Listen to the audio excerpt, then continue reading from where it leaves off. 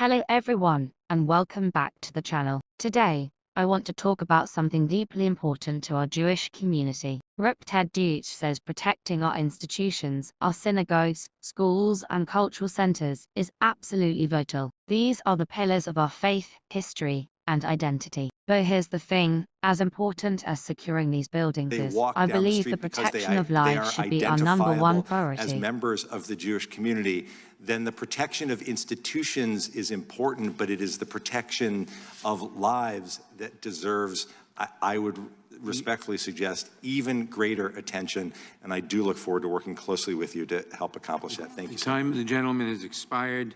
Mr. Gates.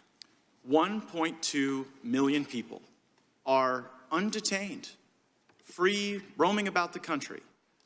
They've gone before a judge. A judge has issued a final order of removal. How many ICE agents do you need to deport them?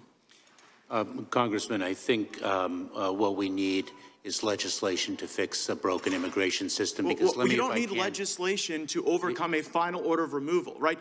Look, I get it. You want comprehensive immigration reform and a big amnesty thing. Very unlikely that's going to happen. So we have to operate under the laws that exist now.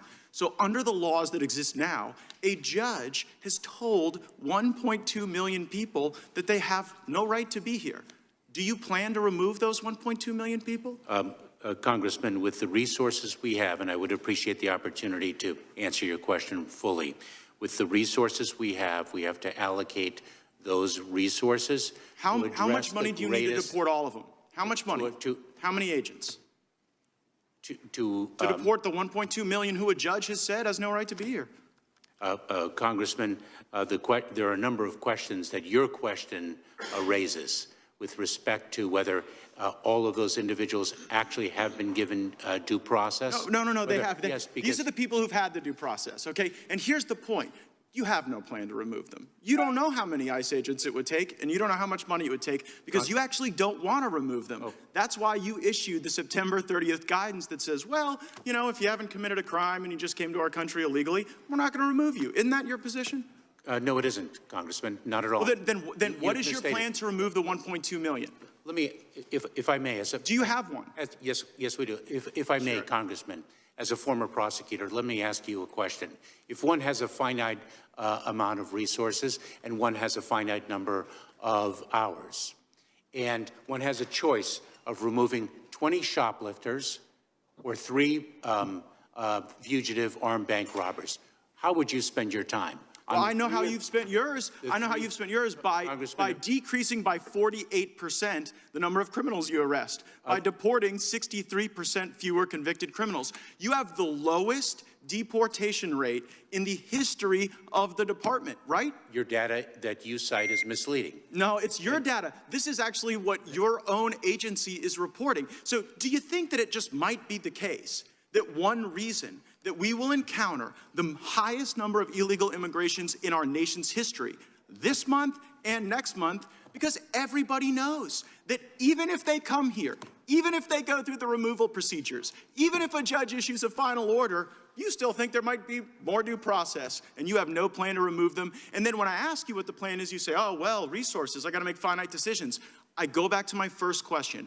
How many ICE agents to remove the 1.2 million? Congressman, I'd be pleased to provide you with a resourcing data subsequent to this hearing, if I may. And I think it's telling that I think it's telling that you got plans for pronouns and you got plans for misinformation. But when it comes to the plan to remove the people that have had due process, you don't have one at all. Now, 800,000 people have encountered your CBP agents, and those folks have been released into the country. Like, some of those people are going to commit crimes, aren't they? Congressman, may I have a moment to answer your questions? Will some of the 800,000 commit crimes, yes or no? Undoubtedly. Undoubtedly. And so the Americans who are the victims of the crimes for the people that you release in the country are collateral damage that you are willing to accept in order to have our border function as a turnstile. You're willing to accept that collateral damage. Congressman, I couldn't disagree with you more. Let me give you, if I can, some data that will actually more than the data. How about this? Well, how did it feel to you when you went to the border and the Border Patrol agents turned their back on you? One Border Patrol agent turned his back on me, and I addressed that as was only the leader of the Department of Homeland Security. So if I can return to data, because I want to make sure that you have accurate information. Everyone knows that you have more people coming in than ever, and you're removing fewer people than ever, and it's because you have no plan and because it's on purpose. See, I don't buy the theory that you don't know how to do this. I think you're actually a highly competent dude. But the reality is, your plan is to bring these people in and to send the message to the smugglers and the criminals that they will never have to leave. That's why your workforce turns their back on you. And you have tools that you could use to deport these people. You have facial recognition. You have flights going all over the country, dropping people off. And I think we ought to use the best tools in the country to find these folks, round them up like they were at the Capitol on January 6th, and deport every last one of them. I yield back. Gentleman yields back. Ms. Bass. Congressman, may I have a moment to answer a question? No, he didn't ask a question. Ms. Bass. Thank you, Mr. Chairman, and thank you, Mr. Secretary. I want to especially point out your patience for putting up with all of the theatrics. I want to echo what Chairman Nadler has already